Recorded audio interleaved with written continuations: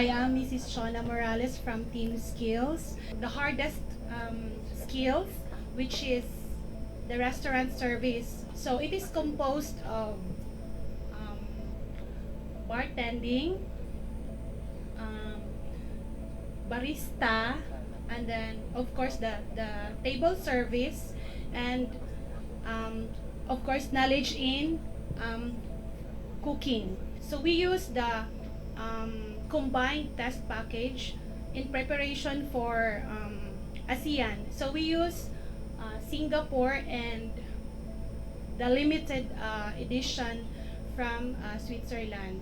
The third place, which is the bronze medal. Tiresome experience, but we enjoy doing it, knowing that we are representing the region already, and then of course with the support of